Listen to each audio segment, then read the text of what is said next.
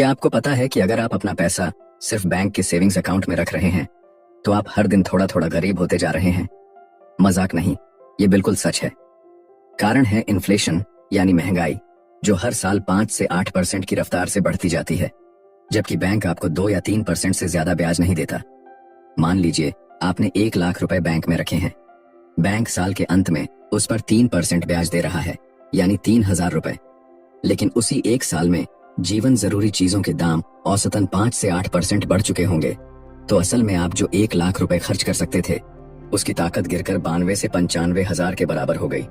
दूसरे शब्दों में, आपका पैसा नॉमिनल रूप से बढ़ा जरूर, मगर असली खरीदने की क्षमता कम हो गई और आपको घाटा उठाना पड़ा।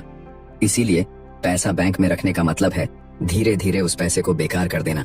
पर घबराइए मत, इस वीडियो में मैं आपको ऐसे 6 असली एसेट्स के बारे में बताने वाला हूँ जहां इन्वेस्ट करके आप इन्फ्लेशन को हरा सकते हैं और सच में अपना धन बढ़ा सकते हैं। जरा सोचिए, 1947 में जब भारत आजाद हुआ तब उसकी हालत भी किसी युद्धग्रस्त देश से कम नहीं थी। दूसरी ओर जापान ने भी उसी दौर में वर्ल्ड वॉर 2 का भयानक असर झेला। दोनों देशों की तस्वीरें देखें तो 1947 में दोनों ही जगहें तबाह सी दिखाई देती थीं। लेकिन आज 2025 में आकर देखिए, आप पाएंगे कि जापान ने भारत के मुकाबले कहीं तेज तरक्की की है। एक बड़ी वजह है उनका सिक्योरिटी ड्रिवन कल्चर। वे लोग अपने भविष्य की सुरक्षा पर बहुत ध्यान देते हैं। सिर्फ स्टेटस दिखाने के लिए महंगी चीजें या ईएमआई पर बड़े बड़े खर्चे करने की बजाय वे बचत और इन्वेस्टमेंट को प्राथमिकता देते हैं। भारत में खासकर मिडिल क्लास अक्सर स्टेटस गेम में उलझ जाता है। नए फोन, कपड़े या कार के लिए कर्ज उठाना आम बात है, जबकि लंबी दौड़ में ये आदतें जेब खाली कर देती हैं। इसीलिए आपके पैसे को महज बैंक में छोड़ना या स्टेटस पर खर्च कर देना बिल्कुल समझदारी नहीं है। आगे हम बात करेंगे उन 6 एसेट्स के बारे में जिनमें इन्वेस्ट करने से आप न सिर्फ महंगाई से बच सकते हैं, बल्कि अपनी फाइनेंशियल ग्रोथ को रफ्तार भी दे सकते हैं। तो वीडियो को अंत तक जरूर देखिए, क्योंकि यहीं से आपकी अमीरी की नींव मजबूत होगी। Asset number 1, shares. अगर आप अपनी मेहनत की कमाई को सच में बढ़ाना चाहते हैं तो शेयर मार्केट एक बेहतरीन ऑप्शन हो सकता है, बशर्ते आप समझदारी से इन्वेस्ट करें। अमेरिकन इन्वेस्टर पीटर लिंच कहते हैं कि हर आम इंसान को रोजमर्रा में ऐसी चीजें दिखती हैं जिनमें संभावित निवेश के मौके छिपे होते हैं, बस हमें नोटिस करना आना चाहिए। मान लीजिए आप एक फोटोग्राफर हैं और आपको पता है कि किस कैमरा ब्रांड की डिमांड बढ़ रही है, या आप एक फिटनेस लवर हैं जो अच्छे प्रोटीन ब्रांड्स पहचानता है। ये छोटी छोटी ऑब्जर्वेशंस आपको बता सकती हैं कि किस सेक्टर या किस कंपनी की ग्रोथ संभावना बेहतर है। लेकिन ध्यान रहे, महज ट्रेंड देखकर शेयर खरीदना काफी नहीं है। उस कंपनी के फाइनेंशियल स्टेटमेंट्स, प्रॉफिट, लॉस और डेप्ट लेवल भी जरूर जांचें। ज्यादा भावनाओं में आकर रैंडमली इन्वेस्ट करने से बेहतर है जिस फील्ड में आप माहिर हों, पहले वहीं रिसर्च करें।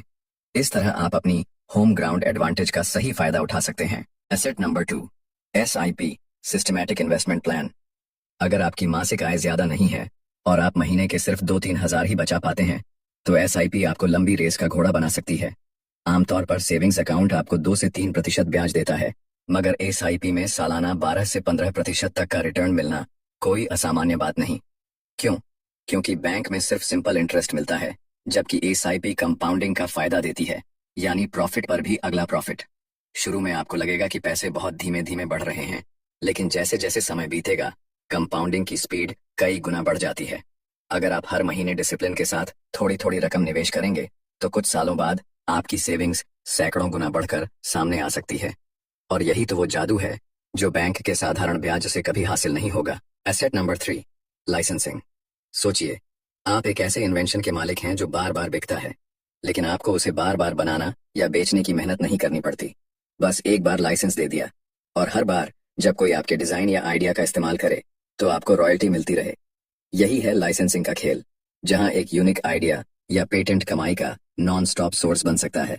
मान लीजिए आपने कोई पैकेजिंग का नया तरीका खोज लिया है या फिर कोई ऑडियो इन्वेंशन किया है। जब भी कोई कंपनी उसका इस्तेमाल करेगी, वह आपको तय फीस या परसेल रॉयल्टी देगी। इससे आपको 2 बड़े फायदे मिलते हैं। 1, रिकरिंग इनकम। एक बार सेटअप होने के बाद हर महीने या तिमाही में पैसे आते रहेंगे। 2, लो मेंटेनेंस। आपको प्रोडक्शन या मार्केटिंग जैसी झंझटों में बार बार नहीं पड़ना पड़ता, क्योंकि लाइसेंस लेने वाला खुद वो सब मैनेज करता है। जरूरी नहीं कि आप किसी बड़े पैमाने के पेटेंट के मालिक हों। छोटे छोटे आइडियाज भी कभी कभी बाजार में अच्छा अट्रैक्शन पा लेते हैं। क्रिएटिव बनिए, क्या पता आपका कोई डिजाइन या टेक्नोलॉजी हर लोगों की लाइफ को इतना आसान बना दे कि बड़ी कंपनियां उसके लिए लाइसेंस लेने को तैयार हो जाएं। Asset number 4, small business. अगर आप रॉबर्ट कियोसाकी की बुक कैश फ्लो क्वाड्रेंट पढ़ेंगे तो समझ आएगा कि सिर्फ जॉब या साधारण बचत से ऊपर उठने का असली रास्ता है बिजनेस ओनरशिप और पैसिव इनकम का निर्माण। किसी भी देश की तरक्की के पीछे उसकी मजबूत बिजनेस कम्युनिटी का बड़ा हाथ होता है, और आज जेन जी ये बात अच्छी तरह समझ रहे हैं। हमारे आसपास ढेरों नए मॉडल्स पनप रहे हैं, drop shipping, freelancing, online consulting, जिनमें आप कम पूंजी से अपना स्मॉल बिजनेस शुरू कर सकते हैं। कई लोग अपने साइड पैशन को फुल टाइम बिजनेस में बदल रहे हैं। इससे उन्हें न सिर्फ सीधा प्रॉफिट मिलता है, बल्कि महीने दर महीने पैसिव इनकम भी बढ़ती जाती है, चाहे वो रिटेनर क्लाइंट्स हों या रेफरल सिस्टम से कमाया जाने वाला कमीशन। बैंक में पैसों को पड़े रहने से बेहतर उस अमाउंट को उपयोगी स्किल्स सीखने या कोई स्मॉल वेंचर खड़ा करने में लगाया जाए, ताकि कुछ महीनों या सालों बाद वो एक मजबूत एसेट बनकर आपको लगातार रिटर्न दे।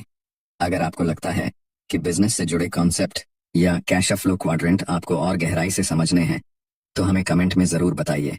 हम उस पर भी एक डिटेल्ड वीडियो लाने की सोच रहे हैं। Asset number 5, digital products. क्या आप मानेंगे कि आजकल एक ई बुक या ऑनलाइन कोर्स बनाकर आप उसे बार बार बेच सकते हैं, बिना कोई प्रोडक्शन कॉस्ट या शिपिंग की झंझट? यही वजह है कि डिजिटल प्रोडक्ट्स आज के दौर में गोल्ड माइन बन गए हैं। एक बार आपने ई बुक, वीडियो कोर्स या ऑडियो लेक्चर क्रिएट कर लिया, फिर ऑनलाइन प्लेटफॉर्म्स के जरिए आप उसे अनगिनत लोगों को बेच सकते हैं। हर बिक्री पर प्रॉफिट, लेकिन खर्च ना के बराबर। कल्पना कीजिए, आपने एक ऐसा स्किल सीखा है, मान लीजिए वीडियो एडिटिंग या फोटोग्राफी। अब आप उसके बेसिक या एडवांस टिप्स को रिकॉर्ड करके एक कोर्स बना दें। बस सोशल मीडिया या अपने वेबसाइट पर प्रमोट कीजिए, लोग खरीदेंगे और आपको रिपीटेड इनकम मिलती रहेगी। जैक मा भी यही कहते हैं, अपना ज्ञान बेचिए, यानी जिस जानकारी या हुनर को आप एक्सपर्ट लेवल पर जानते हैं, उसे एक डिजिटल फॉर्म में बांधकर इजीली सेल किया जा सकता है। बिल्कुल एक बार की मेहनत, फिर आगे लगातार कमाई। Asset number 6, social media content. हम में से ज्यादातर लोग दिन भर अपने फोन पर स्क्रॉल करते हुए सोशल मीडिया कंज्यूम करते हैं। बट सोचिए, अगर आप इस रेस में कंज्यूमर की जगह क्रिएटर बन जाएं, तो क्या होगा? आज जितने भी बड़े यूट्यूबर्स, इंस्टाग्राम इन्फ्लुएंसर्स या पॉडकास्ट होस्ट्स हैं, उन्होंने अपनी ऑडियंस को एक कम्युनिटी में बदलकर ad revenue, brand deals, affiliate marketing जैसे रेवेन्यू सोर्सेज क्रिएट कर लिए हैं। यानी सोशल मीडिया अब सिर्फ टाइम पास प्लेटफॉर्म नहीं रहा, ये एक एसेट है। अगर आप इसे प्रोफेशनली या सीरियसली लें तो, चाहे आप किसी भी विषय में हो, fashion, fitness, tech, food recipes, अगर आपका कंटेंट लोगों को पसंद आता है तो व्यूज और फॉलोअर्स अपने आप जुड़ते जाते हैं। उसके बाद ब्रांड्स आपको कांटेक्ट करते हैं, स्पॉन्सरशिप मिलती है और आप एक नए इनकम स्ट्रीम तक पहुंच सकते हैं। मतलब, आप रोज रोज की स्क्रॉलिंग को रोकें और अपनी क्रिएटिविटी को मोनेटाइज करें। यही है सोशल मीडिया कंटेंट के बलबूते अपनी वैल्यू बढ़ाना। दोस्तों, हमने देखा कि share market, SIP, licensing, small business, digital products और सोशल मीडिया कंटेंट, ये 6 जबरदस्त एसेट्स हैं जहां आप अपना पैसा और समय इन्वेस्ट कर सकते हैं। इन्हें अपनाकर आप महंगाई को तो मात देंगे ही, साथ में अपनी फाइनेंशियल जिंदगी को ऊंचे पायदान पर पहुंचा सकते हैं। अगर यह वीडियो आपको मददगार लगी तो फेसबुक पर हमें जरूर फॉलो या लाइक करें। वहां आपको इसी तरह के और भी अपडेट्स, टिप्स और मोटिवेशनल कंटेंट मिलेंगे। आज से ठान लीजिए कि पैसा सिर्फ सेविंग्स अकाउंट में पड़े पड़े नहीं, बल्कि इन एसेट्स में लगकर आपके लिए और पैसा बनाएगा। धन्यवाद, अपना ख्याल रखिए और आगे भी सीखते रहिए।